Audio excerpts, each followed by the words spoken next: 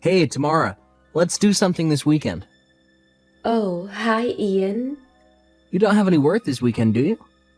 We haven't gone out on a date since last month. I really miss you. Don't worry about money either. I'll pay for everything. My treat. Well, gee, Ian. That sure is a wonderful offer, and I would love to take you up on it. But unfortunately, a friend invited me to go on vacation this weekend, so yeah. What? A vacation? That's news to me. You haven't said anything about that until right now. Yeah, they just messaged me about an hour ago and invited me. Oh, well, okay. I hope you have fun, but man, that was really short notice about the vacation, huh? Your friend is lucky you were off from work. Someone else was planning to go along, but that person had something come up last minute, and since they already have the tickets and everything, I got invited instead. Ah, I see. So, yeah. I know you're my boyfriend and all, and I really appreciate the invitation, but since my friend talked to me first, I'm gonna go with them. Sorry, we'll hang out another time. Nah, don't be sorry. Thing is, though, there's something I've been wanting to talk to you about for a while. So, do you think we could meet up sometime before this weekend? We can meet up after you get out of work. Just let me know what your schedule is, and I'll make it work for me. Can't you just tell me by text? I mean, sure, I could, but it's something I'd rather talk to you about in person. Oh, okay. I'll let you know if it seems like I'll be able to fit you into my schedule. Thanks, Tamara. I'll talk to you later. Hey, Ian, do you have a minute? Hey, Tamara. You want to talk about when we can meet up, right? I'm really looking forward to seeing you. Kinda. I guess it's not totally unrelated. Well, to be more specific, I don't think I'll have any reason to meet up with you anymore. So I'll go ahead and say everything I have left to say to you right here. What? You almost sound like you're gonna break up with me. Well, the truth is, I'm pregnant with your brother's baby. What? My brother's baby? You mean my younger brother, Jordan? Well, duh. You don't have any brothers, do you? No, I guess I don't. Okay, then I'm not sure why you're so confused about it. Yeah, it's Jordan's baby. Are you out of your mind? Jordan's only 19. He's young enough to be your little brother. I mean, he is my little brother. I know, right? That's what makes it so awesome. Awesome? You mean awful? I mean, it's not like we were trying to get pregnant or anything, so that was kind of unplanned, but it just felt so good doing it with a young stud that I kept doing it over and over again. And, well, then I got pregnant. I would appreciate you holding back any unnecessary details about you sleeping with my little brother. Sorry, I just can't help myself. So yeah, like I was saying, even if I wasn't expecting to get pregnant, this means I get to marry your super hot younger brother. So I'm actually pretty happy about it. Jordan loves me, and that's all that matters. So I don't care about his age or his relationship with you. When did this happen? How did this happen? Our house is like a 3-hour drive from you. Are you kidding? You didn't know? Jordan enrolled in a college with a campus downtown. He's living on his own in an apartment just a little ways away from me. Wait, really? I never heard about that. Whoa, I guess Jordan and your parents weren't kidding. What? You've even met my parents? Yeah, isn't it great? You never once took me to your house or introduced me to your parents, did you? Yeah, and I've told you the reason for that a million times before now. My parents treated me like a redheaded stepchild. They gave Jordan everything he wanted and left me with nothing but scraps. You ever hear about hand-me-downs? Well, I got hand-me-ups. I was waiting all through high school for the day I'd finally graduate and be able to leave that family far, far behind me. I haven't gone back home a single time since that day I started college. That's why I never took you to meet them. I didn't want to see them, much less introduce my girlfriend to them. Yeah, I know. That's what you always told me. But I started to think, Is it really fair to base my opinion of them on your one-sided version of the story? It seemed too unbelievable to be true. So about 6 months ago, I figured out what your address was and went to meet them by myself. You what? I found your home phone number in your phone's contact list, so I called them up and arranged for a time where I could meet them. Then I waited until the weekend when you were busy, drove up there by myself and introduced myself. I got there pretty late, and it was a long drive back, so they told me I could stay the night. What the? It just so happened that Jordan was visiting his parents that weekend, and that night was the first time we were together. What is the matter with you? I told you time after time how awful they treated me, and after all that you just go by yourself. And not just that, you... with my little brother. Yeah, and you know what I found out? They're not nearly as bad as you made them out to be. Well, I'm sure they put on the best act of their lives. And you know what else I found out? It was you who was the bad guy, not them. You gotta be kidding me. You broke into Jordan's room and stole the money he had saved up at his job during high school. You stole Jordan's girlfriends away from him. You never listened to anything your parents told you. You were just a complete and total brat. I don't believe what I'm hearing. That's what Jordan did to me. He stole my money and my girlfriends. I was the one who worked hard to make something of myself. Look, Ian, it's your word against theirs.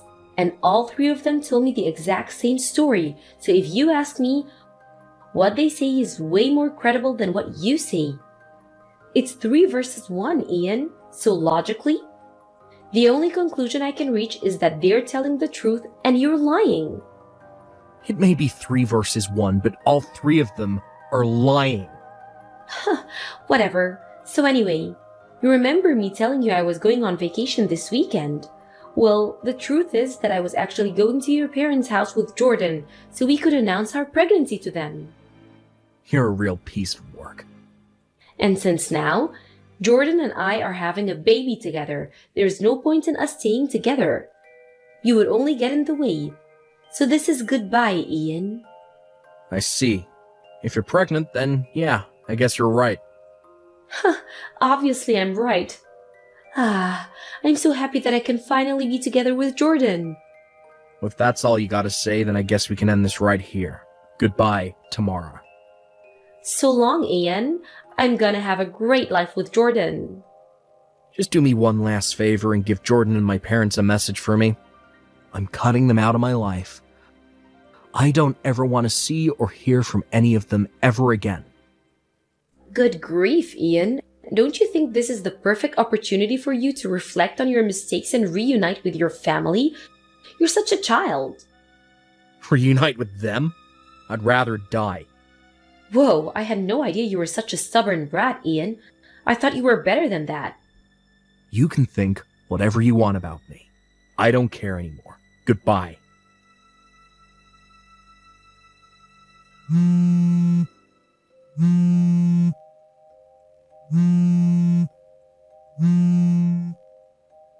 Ian, you've got to help me.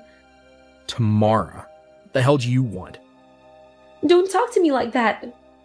I'm in a major crisis over here. Not that I care. What's the problem? What do you mean was the problem? You, of all people, should know. Your mother is an absolute monster. She's treating me like a red-headed stepchild. Don't laugh at me. This is serious. You have to help me. Nah, I think I'll pass. I tried to warn you, but you ignored me and dove headfirst into that family. If you want help, why don't you ask your darling husband, Jordan? Jordan's not at home. He has college classes to attend, so he's still going to be back in the city. Really? We did get legally married without a ceremony, since I was pregnant and all, but I couldn't just force Jordan to drop out of college to take care of me. That wouldn't be fair to him. So I quit my job and moved into your family's house so that your mom could help me out with the baby after the birth. But she isn't just helping. It's more like kidnapping. She took the baby away from me and won't let me see him. Your dad stares at me a bunch of the time. It's super unnerving. Jordan's the only one who I could talk to about all of this. But he's at college and never comes home. And the worst part is, I heard that he might be cheating on me with another girl at school. Wow, sounds like you're having a pretty rough time of things. That honestly doesn't surprise me in the least. Actually, it would have surprised me if it didn't turn out like this. Oh, now you tell me. If you saw this coming, why didn't you tell me? If I had any idea this is what they really were, I never would have married into this family. What are you talking about? I did tell you. About everything. I told you that my mom was an overbearing queen bee. I told you that my dad was a lecherous creeper. I told you that Jordan thinks monogamy is a type of wood. But they seem so nice.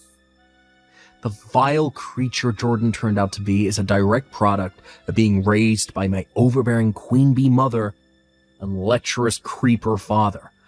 And I told you about all of this time after time. But you decided not to heed my warnings, met with my family behind my back. And after meeting them just one time, you immediately decided that I must be the one who was lying, and they were actually all super nice people. But not just that, you slept with my younger brother. The very night you met him.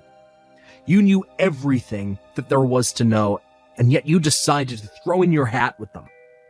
I've already cut off all contact with them, and I don't consider them to be my family anymore. So nothing they do to you is my problem.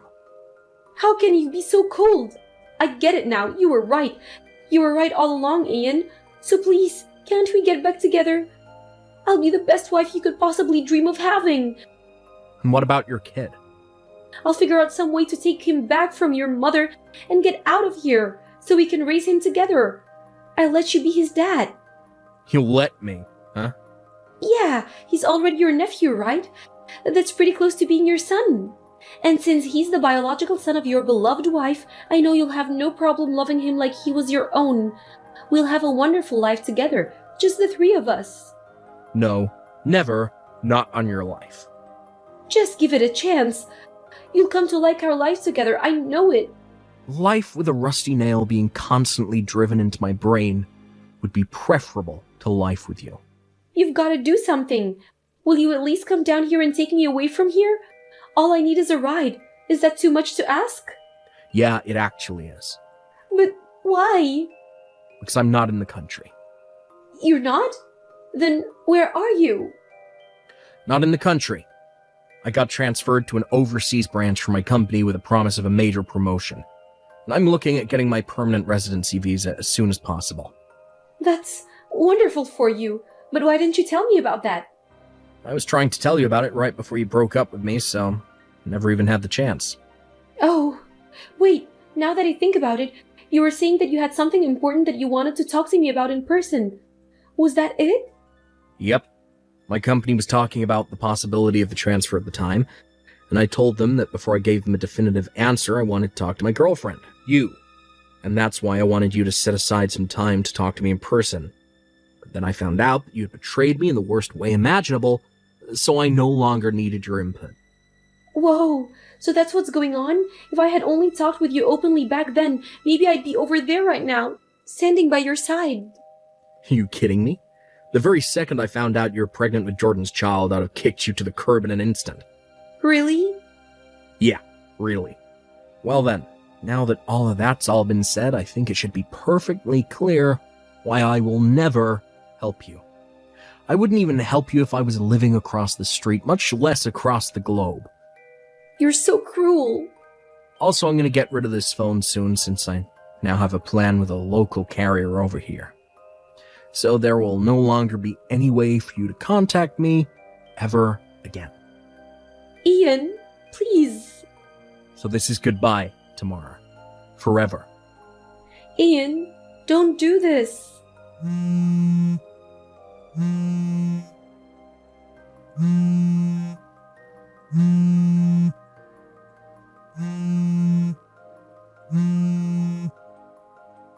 Ian.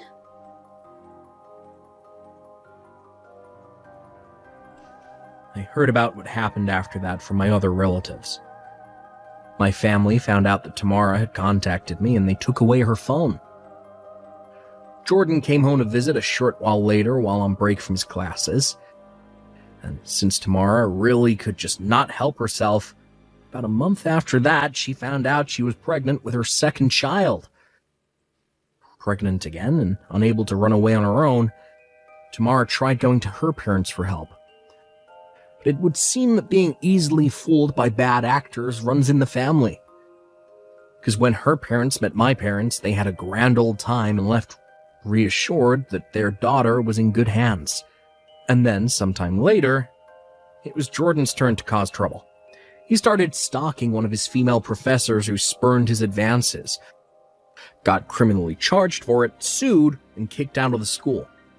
The impacts of this didn't just stop with Jordan. In order to pay off the lawsuit and his legal bills, my parents had to sell their house. That was barely enough to cover it, so, left homeless and impoverished, they had no choice but to put their kids into foster care. I'd think that at this point, Tamara could just divorce Jordan and save herself a world of trouble. But for whatever reason, she doesn't seem to be making any efforts to do so.